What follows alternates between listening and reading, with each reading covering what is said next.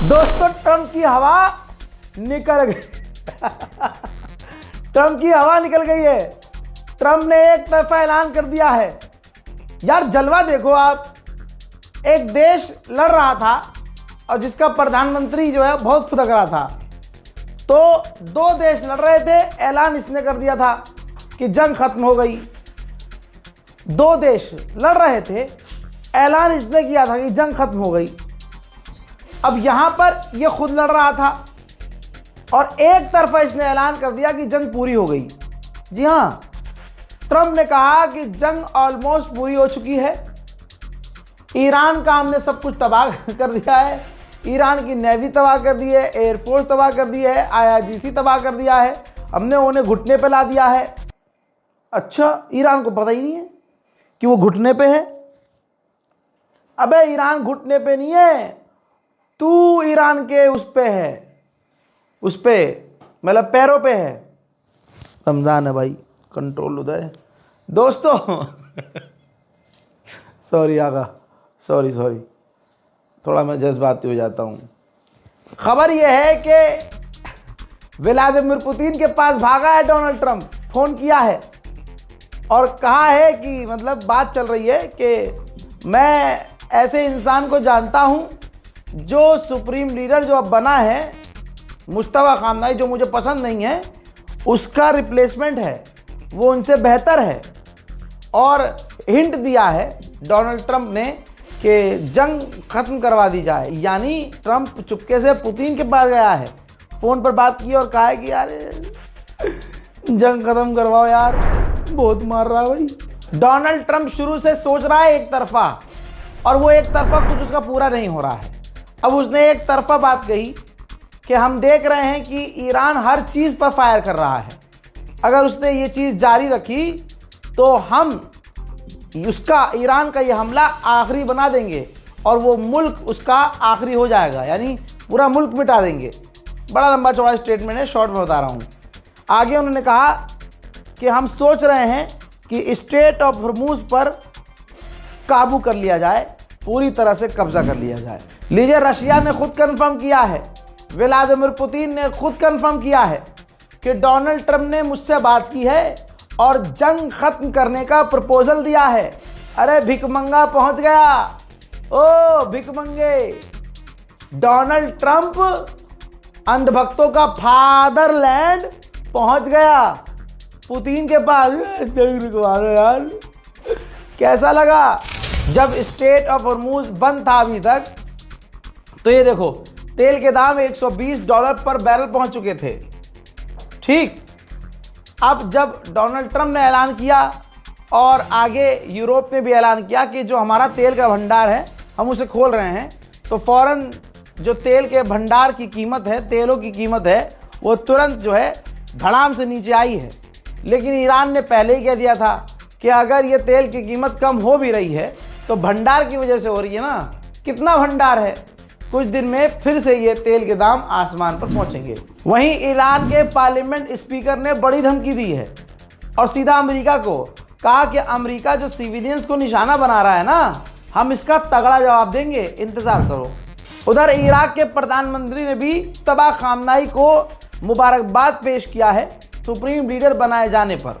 हजरात, इजराइल के हालात कितने बुरे हैं, कितने बुरे हैं। तमाम लोगों से गुजारिश है, शेयर कीजिए, कोई कॉपीराइट नहीं है वीडियो पर।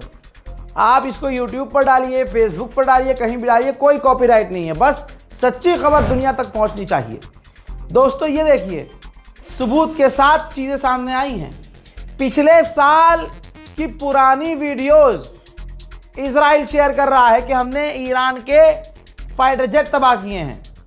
यानी झूठ देखो, इजराइल दुनिया की जो सबसे खतरनाक ताकत है, शैतानी ताकत, उसको भी अब झूठ दिखाना पड़ रहा है। अपने आप को मजबूत दिखाने के लिए पिछले साल जो 12 डेज वॉर हुआ था, उसमें ईरान के जो फाइटर जेट इसने तबाह किए थे, वो पुराने वीडियोस निकालकर दोबारा पोस्ट कर रहा है कि हमने ईरान के फाइटर जेट तबाह किए हैं। बहुत बढ़िया भाई, बहुत बढ़िया। इराक के लड़ाकों ने जिम्मेदारी ली है कि हमने इराक की सरजमीन से कुवैत में अमेरिकी ठिकानों पर बमबारी की है और ड्रोन और मिसाइल दागी। ईरान के राष्ट्रपति पेजेश्कियान को रजब तैयब अर्दोगान ने फ़ोन किया, तुर्की के राष्ट्रपति ने, और कहा भाई क्यों मार रहे हो हमें, हम तो तुम्हारे साथ हैं। पेजेश्कियान ने कहा कि भैया हमने तो दागी नहीं मिसाइल, आप जांच करवा लो या हम जांच करवा लेते हैं या दोनों मिलकर जांच कर लेते हैं। इस पर अर्दोगान को यकीन हो गया कि ये कारनामा, ये कर्मकांड इजराइल का है। बल्कि पेजेश्कियान ने कहा कि अगर आपको यकीन नहीं है तो मैं आगे की बात ये कह दूं कि मैं तो शांति चाहता हूं और मैं तो ये कह रहा हूं कि आपस में जो टेंशन बढ़ गई है इसको ख़त्म करने के लिए आप जैसा चाहते हैं हम करने को तैयार हैं। मेडिटेरियन सी में फ्रांस का एक एयरक्राफ्ट कैरियर है। भाई इमैनुअल मैक्रोन फ्रांस का जो राष्ट्रपति है वो अपने हेलीकॉप्टर में सवार होकर अपने उस एयरक्राफ्ट कैरियर पर पहुंचा है और उसका पूरा दौरा किया है।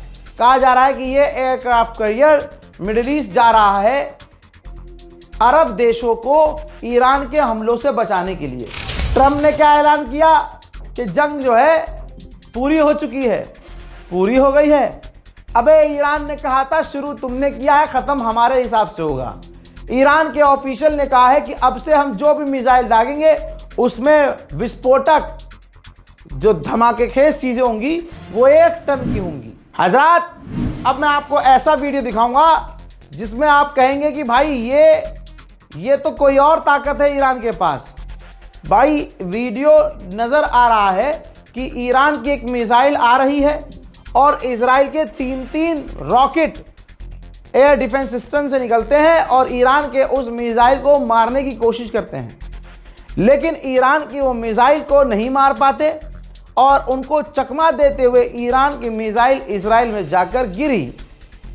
तो दोस्तों, ये कौन सी ताकत ईरान का साथ दे रही है कि ईरान के हल्के फुल्के ड्रोन को भी अमेरिका इजराइल के डिफेंस सिस्टम नहीं रोक पा रहे हैं। भाई अमेरिका की ही मैगजीन है, अमेरिका की मैगजीन क्या छापा है, ऑपरेशन एपिक कंफ्यूजन, यानी डोनाल्ड ट्रंप को इस गुलाबी सुअर को पता ही नहीं है कि अब क्या करना है। जंग शुरू कर दी, लेकिन अब क्या करना है, जंग खत्म करने के बाद क्या करना है। फिलहाल अब ये सब चीज़ें कैसे बर्दाश्त करनी है, कैसे कंट्रोल करनी है, कैसे छींचा लेकर मिटाना है, संभालना है, उस पर ध्यान दिया जा रहा है। इजराइल के लोग कुछ ही दिनों में अपना मुल्क छोड़कर भागने लगे। इजराइल के बेन गुरियन एयरपोर्ट पर लगातार लाखों की भीड़ है। ऐसे में सायरन भी और बज गया, ईरान की मिसाइलें आ गईं। अब तमाम पैसेंजर्स तुरंत एयरपोर्ट के नीचे बंकर में भागते हैं और उसके बाद बंकर का मंजर ये है।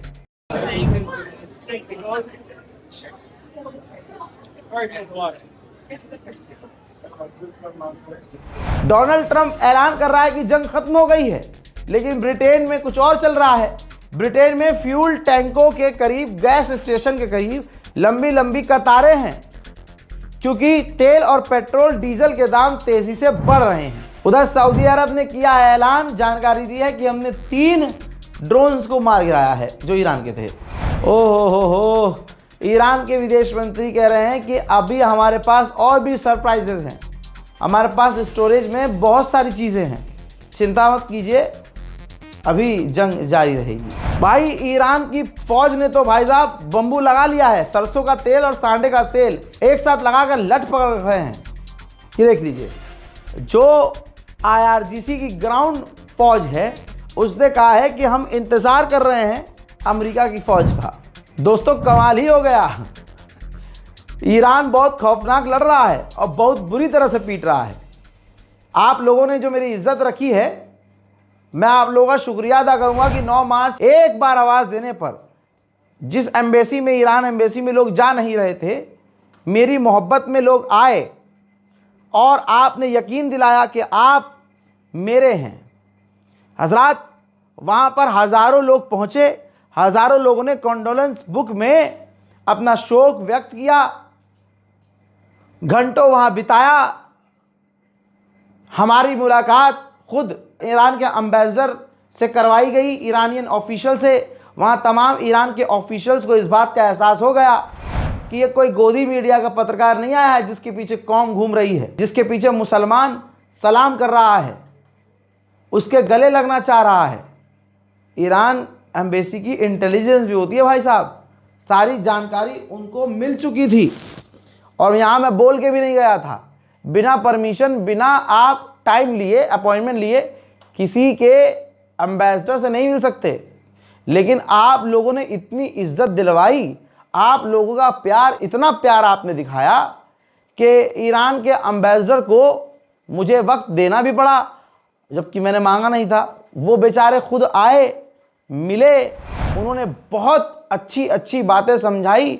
जहां मेरा दिल और दिमाग कमज़ोर हुआ था, ईरान के एम्बेसडर की बातें सुनकर मेरा दिल और दिमाग काफ़ी मजबूत हुआ। दोस्तों, आप सभी का मैं शुक्रगुजार हूं कि आप लोगों से वैसे नहीं मिल सका जैसे मिलना था, लेकिन फिर भी आप लोग, कोई दुकान बंद करके आया, कोई 300 किलोमीटर दूर से आया, कोई कल शाम को 5 बजे ही ट्रेन पकड़ के चल चुका था पंजाब से। मुझे ये बातें वहीं बताई गई हैं। मैं आपके कदमों में बैठकर जिंदगी भर शुक्रिया शुक्रिया शुक्रिया बोलता रहूं ना, तब भी मैं आपका शुक्रिया अदा नहीं कर पाऊंगा। बस वादा है मेरा, जैसी पत्रकारिता मैं करता आया हूं ऐसी ही करता रहूंगा। वस्सलाम।